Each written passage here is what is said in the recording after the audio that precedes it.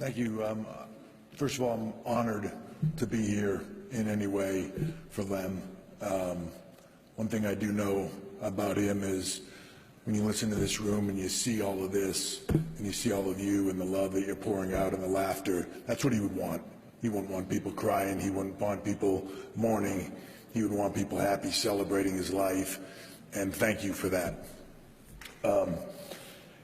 I grew up a kid, just probably like a lot of people in this room, fan of his music, got in the wrestling business, became successful enough to where I finally reached a point where I could have some input into what my entrance music was. And entrance music, for what we do, as all of you would know, it's music creates the image. Music creates the emotion and the feel for what you do. It can create a character and it can mean success.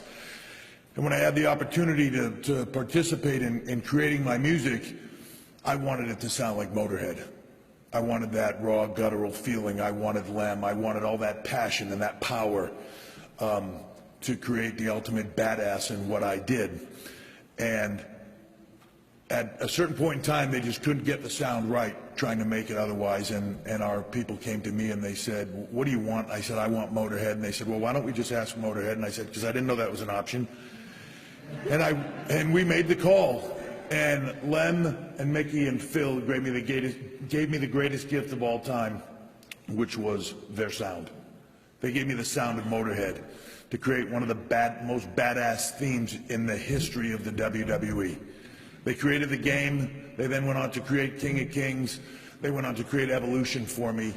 And it was this amazing partnership. And trust me, if you're not a fan of what we do, if you're in a stadium with about 80,000 people in it and you're coming up on a riser onto a stage with smoke all around you, with the world title around your waist, and you look to your side as you come up with lasers and pyro and Motorhead playing and fucking Lemmy is standing next to you singing about you, it is the most kick-ass thing of all time.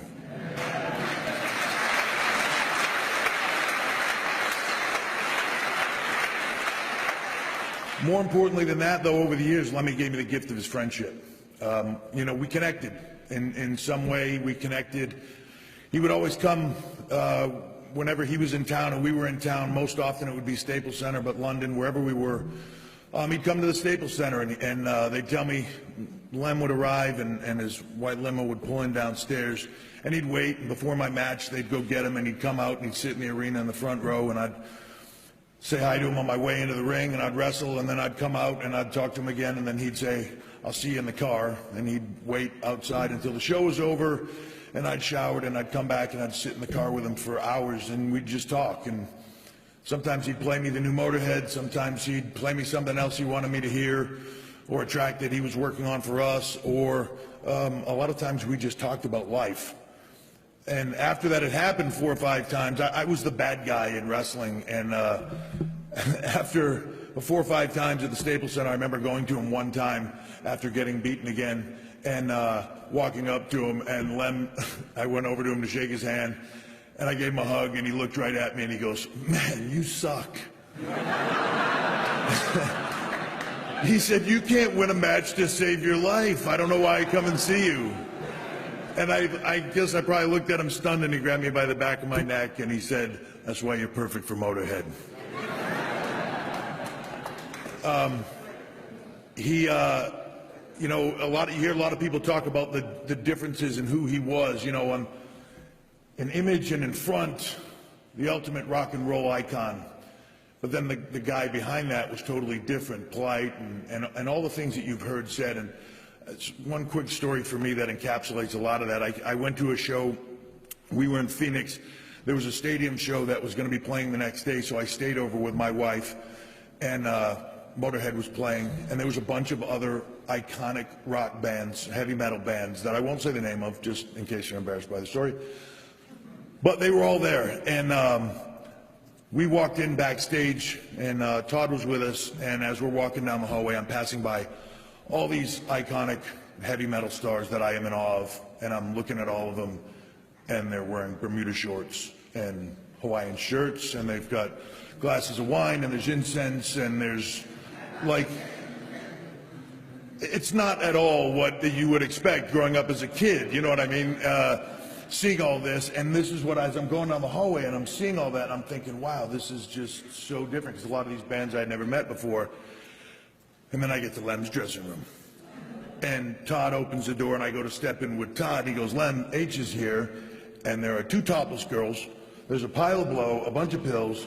Lem has a towel on and another towel on his head, like a big giant turban, and he's like, come in. And as I go to step through, he says, with Steph, my wife, and Lem goes, shit, close the door. And they close the door. We stepped out, closed the door. A couple minutes go by. We open the door back up to step in. Now with my wife, everybody has clothes on. Lem's got pants on. The drugs are miraculously gone off the table, which I'm only assuming he did all of. And he still did have he was in front of my wife, very respectful, and you know, in some way, the ultimate gentleman, and that was always the coolest thing about Lem. We had this friendship. We wouldn't see each other for years, and then we'd see each other, and it was like no time passed, and we'd just catch up. Maybe 2 months ago, for WWE, sensing everything that was going on, we connected with Todd and asked if it would be possible to sit and interview Lem, because I thought it would be important, and I don't know if anybody else was going to do it. And we met at the Rainbow, and I had seen Lem 6 months earlier, and he didn't look good. Maybe a year earlier, he didn't look good. And when he showed up that day, man, it was like the clock had rewound 10 years, right, Todd? I mean, we spent 2 hours doing an interview. He laughed the whole time. He told jokes. He was as upbeat as could be. I mean, when it was over, he was like, that's it? You want to do more? It was just the coolest thing, and that is how I will remember him, as just that beacon of strength and laughter and just all of it. The thing I will say about Lem, whether he meant to do it or not, is he was an inspiration of how do you live your life. Live your life for you. Do what you want to do.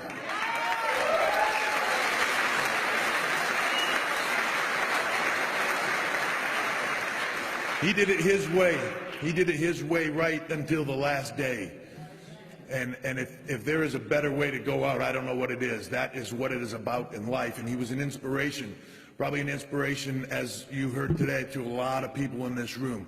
He was the inspiration for you to go out and be an inspiration to millions of kids who will go on to be that inspiration. That is his gift to the world. And I can't think of a better gift. I can't think of a better man. And I'm honored to be up here. And Lem, we'll see you down the road, my friend.